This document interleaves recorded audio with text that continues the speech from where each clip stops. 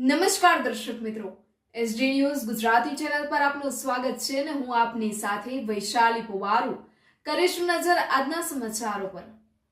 ડાંગ જિલ્લાના આહવા ગ્રામ પંચાયતમાં લાખોના ભ્રષ્ટાચારની ફરિયાદ, વિકાસને લાગી જાણે ઉદય। સરકાર તો વિકાસના ભૂંગલ વગાડતી રહી છે અને અહીં ડાંગ જિલ્લામાં તો ચૂંટાયેલા પ્રતિનિધિઓ જ નિમ્ન કક્ષાના વિકાસના કામો કરી રહ્યા છે।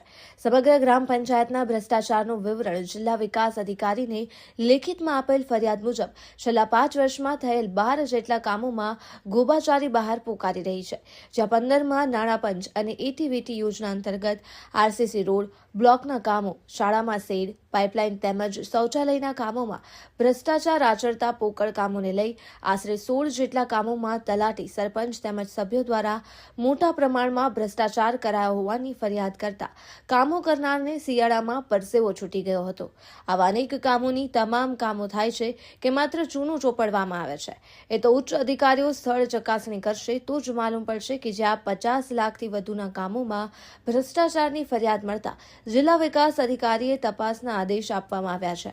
જોવું રહ્યું તાલુકા વિકાસ અધિકારી વિકાસના કામોની ઉધઈ લાગેલ કામોની સફાઈ કરશે કે પછી બચાવ કરશે। સમગ્ર બાબતે આહવા તાલુકા વિકાસ અધિકારીએ તપાસ સાથે કાર્યવાહી હાથ ધરી છે।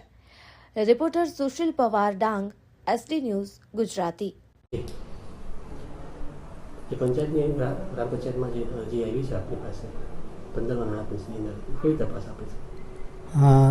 આહવા ગ્રામ પંચાયતની અંદર જે એક અરજી આવી છે એના અનુસંધાને મેં એક ટેકનિકલ સ્ટાફ સાથેની ટીમ બનાવી અને આહવા ગ્રામ પંચાયતના જે અરજીમાં દર્શાવેલ કામો તપાસ કરી અને એનું રિપોર્ટ આવે પછી એની સાચી હકીકત બહાર આવશે ને પછી એની આગળની કાર્યવાહી કરવામાં આવશે।